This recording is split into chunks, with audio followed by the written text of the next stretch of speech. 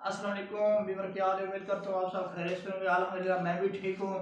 मैं हूँ शकील पास तुम्हारा अपना भाई और तुम देख रहे हो अपना channel village vlog and Islamic information. तो भाईजान मेरा जी चाह कि मैंने आज कुछ औरत के मकाम के बारे में आपको मैसेज दे रहा हूँ। भाईजान मेरा ये चैनल बनाने का एक ही मकसद है कि आप भाइयों को अच्छा अच्छा सा VIP मैसेज मैसेज इस्लामी नजरिया से हमेशा नशरियात करता रहूँ। तो आप मेरा काम है आपको मैसेज देना। आपको इतना ही काम है कि हमारी हौसला अफजाई के लिए सब्सक्राइब कर देना, लाइक कर देना और उस मैसेज पर अमल करना। तो भाईजान चले मैं आज आपको बताने लगा हूँ कि एक इस्लामी मुआशरे में, दुनियावी मुआशरे में नहीं, एक इस्लामी मुआशरे में औरत का क्या मकाम है। हज़रत मोहम्मद मुस्तफ़ा सल्लल्लाहु अलैहि वसल्लम के दौर के आने से पहले औरतों को जिंदा दिलगोर कर दिया जाता था, जिंदा बच्चियों को दफन कर दिया जाता था। कोई औरत की हैसियत नहीं थी, कोई माँ बहन की पहचान नहीं थी। ये तो मोहम्मद वाले मोहम्मद अलैहिस्सलाम की ज़ात करम है कि उनके आने से ये सब कुछ औरत को मकाम हासिल हुआ। तो चलते हैं आपको एक अच्छा सा टॉपिक देने औरत के मकाम के बारे में। तो इस जहान आबो गुल के जरे जरे पर औरत के रंगा रंग किरदार की नरेंगियां बिखरी पड़ी हैं। एक तरफ वो अवलिन कत्ल की वजह है तो दूसरी तरफ वह बकाए इंसानी की जामिन है। कहीं उसने खून जिगर से औलाद को परवान चढ़ाया तो कभी शौहर की दुनिया को जगमगाया। कभी भाइयों पर नसार हूँ तो कभी बाप की आबरू का नगीना बने। कभी वो अपने हुस्न जमाल से जंग व जदल के शोलों को हवा देती हैं तो कभी खून जिगर देकर उन शोलों की प्यास बुझाती हैं। बहुत ही टफ टॉपिक है, बहुत ही कमाल का टॉपिक है। आपकी नस्लें दर नस्लें समझ जाएंगी अगर आप इस टॉपिक को समझ के 2-3 मिनट टाइम निकाल के औरत के मकाम अगर हासिल कर गए। कभी उसने मर्दों के अशारे अबरू पर रक्स किया तो कभी अपने जंजिशी अबरू से मर्दों को तंगी का नाच नचाया है। गर्द चश्म फलक ने औरतों के हजारों रूप और सैकड़ों रंग देखे हैं, मगर इंसान आज तक मुआशरे में औरत का सही मकाम मुतय्यन नहीं कर पाया। बकौल इलामा इकबाल, कसूर जन का नहीं है, कसूर जन का नहीं है कुछ इस खिलाबी में, गवाह उसकी शराफत पे है माओ परवीन। हजार बार हकीमों ने उसको सुलझाया मगर ये मसला जन रहा वही कार वही। कबले इस्लाम यानी कि इस्लाम से पहले औरत हर तरह की बुरबुरियत का शिकार थी, हर तरह की तकलीफ का शिकार थी। इंसानियत को इल्म से मुनव्वर करने वाले यूनानियों के अफकार भी औरत को मुतल्लिक़ काबिल मज़म्मत थे। सकरात का कहना है औरत फितना है।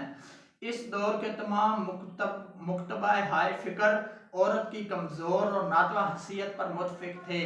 अफलातून ने एक बार कहा, तमाम जालिम और बदअमाल मर्द अपनी बदअमाली के सबब औरत बन जाते हैं। कदीम ईरान में औरत मर्द की मलकियत कसूर की जाती थी और यहूदियों के लिए तो वह एक नापाक शय थी। ईसाइयों की यूहन्ना का कौल है, औरत अमन की दुश्मन है। कि औरत में एक हसद जैसे नाम बहुत होता है ना कि औरत एक फितना की, औरत अमन की दुश्मन है।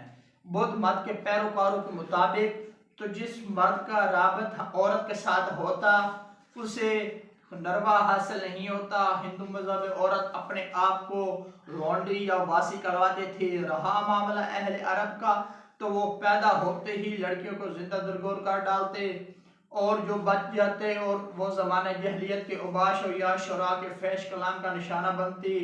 उसके बरअक्स इस्लाम ने औरत को मुआशरे का एक बावकार रुकन करार दिया। बेटी को दोज़ख से निजात और बीवी को दुनिया की अजीम तरीन नेमत करार दिया। हुजूर सरवर कनात वाली दो जहां सल्लल्लाहु अलैहि वसल्लम ने फरमाया, जिस शख्स के यहाँ बेटियां पैदा हों वो बेहतर तौर पर उनकी तरबियत करे तो रोज़े हशर यही बेटियां उसके लिए दोज़ख से निजात का जरिया बन जाएंगी। सुबहान अल्लाह सुबहान अल्लाह। देखें बेटी का इतना मकाम है, खुदारा समझे, खुदारा समझे। बेटियां भी हैं मोहब्बत की अमी, बेटियां भी हैं मोहब्बत की अमी, सिर्फ बेटों की ना चाहत कीजिए।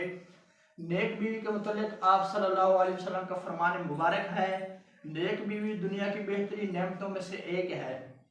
आज जन्नत कदाम उम्महात, तर्जुमा जन्नत माओ के कदमों तले है। गोया इस्लाम ने यह बात वाज़ेह कर दी है कि औरत भी मुआशरे के एक अहम हिस्सा है, बल्कि औरत का वजूद तो इंसानियत के लिए सरासर रहमत है। मुआशरे को तरक्की की राह पर गामजन करने के लिए औरतें भी अपने ताई नुमाया किरदार अदा कर सकती हैं, मगर इस ज़माने में ये बात याद रखना ज़रूरी है कि अल्लाह ताला ने औरत और मर्दों मर्द के अलग अलग दायरे कार मुकर्रर किए हैं। घर को औरत की सल्तनत करार दिया गया है और बच्चों की परवरिश उसका फरीजा बने। लिहाजा ज़रूरी है कि ख़वातीन खुद भी तालीम से बहरदार हों ताकि अपनी औलाद की तरबियत बेहतर तौर पर कर पाएँ। पोनोलिन बोनापार्ट का कहना है, तुम मुझे तालीम याफ्ते मैं दो, मैं तुम्हें आला कौम दूंगा। यानी कि तुम मुझे लिखी पढ़ी अच्छी तालीम याफ्ता मैं दो, मैं तुम्हें एक आला कौम दूंगा। क्योंकि साफ ज़ाहिर बात है भाईजान, तवज्जो कीजिए, अगर मैं अच्छी पढ़ी लिखी होंगी, उनकी अच्छी तरबियत होगी तो अपनी औलाद की अच्छी तरबियत करेगी, जिससे एक आला मुआशरा संभालने वाली नस्ल, एक आला औलाद पैदा होगी। तारीख में बहुत से ऐसे लोग हैं जिन्होंने अपनी माँ की गोद से तरबियत हासिल करके बहुत शोहरत हासिल की। दूर की बात नहीं, इल्हामा इकबाल की बी अम्मा और मौलाना मोहम्मद अली की बेटी ने नाखानदा होने के बावजूद ऐसे ऐसे सबूत प्रमाण चढ़ाए कि उनके साथ बेजी और बी अम्मा का नाम आज तक जिंदा है। ऐसे ही ख़वातीन के बारे में एक शेर का कहना है, यही माँ है जिनकी गोद में इस्लाम पलता है, यही माँ है जिनकी गोद में इस्लाम पलता है। इसी गैरत से इंसान नूर के सांचे में ढलता है, इसी गैरत से इंसान नूर के सांचे में ढलता है। तो इससे बज़ाहिर तो ये मालूम होता है कि औरत को घर के अंदर एक छोटी सी दुनिया में मुक़य्यद कर दिया गया, मगर दरअसल ये छोटी सी दुनिया भी अपने अंदर कई दुनियाओं की वसअत लिए हुए है। अगर ये छोटी सी दुनिया के हालात अच्छे होंगे तो तब ये बैरूनी बड़ी और वसी तर दुनिया के हालात बेहतर होंगे। गोया बैरूनी दुनिया की हमारी हम आहंगी तवाज़ुन और बेहतरी घर की बेहतरी पर ही मुवक्किफ है। अगर ख़वातीन इस्लामी व मशरकी रिवायत की पासदारी करते हुए दीगर शोबा की में हिस्सा ले तो इसमें कतई कोई मजाक नहीं। हज़ूर सल्लल्लाहु अलैहि वसल्लम के दौर में भी हमें ख़वातीन की इस किस्म की सरगर्मियों की मिसालें मिलती हैं। हज़रत उम्मे सलमा सऊद कातने में महारत रखती थी, इस तरह उस दौर की दीगर ख़वातीन ज़रूरत पड़ने पर खैत और खलियाना में काम किया करते थे और उन पर कोई एतराज़ न होता था। अलावा से वो कारोबार और तजारत में भी हिस्सा लेते थे। औरत का एक अहम शोबा तबका है इंसान अंस, हमदर्दी, खुलूस और दिल ख़वातीन की फ़तरी खसूसियात हैं। तो खुदारा मेरा ये जो आज का पैगाम था, आपको एक अच्छी तरबियत करना था कि अपने खुदारा वालिदैन पर करम फरमाए, रहम करें कि जब इंसान बड़ा हो जाता है तो उसकी शादी हो जाती है तो उसकी बीवी आ जाती है, तो वो बीवी के कहने पर माँ को धक्के देकर निकाल देते हो। खुदारा माँ को कुछ न कहें, अपने वालिदैन की इज़्ज़त करें, कहीं जाए तो वालिदैन की दुआ लेकर जाएँ। वालिदैन का साया बहुत ही कमाल का साया होता है, जब जिस से उठ जाता है तो इंसान कुछ भी नहीं रहता। खुदारा रहम करें कि अल्लाह पाक ने इतनी इज्जत दी, इतना बुलंद मरतबा रखा है कि माँ के कदमों के तले जन्नत है। तो खुदारा अपने दखले के मकसद को समझे, अपने वालिदैन पर रहम करें।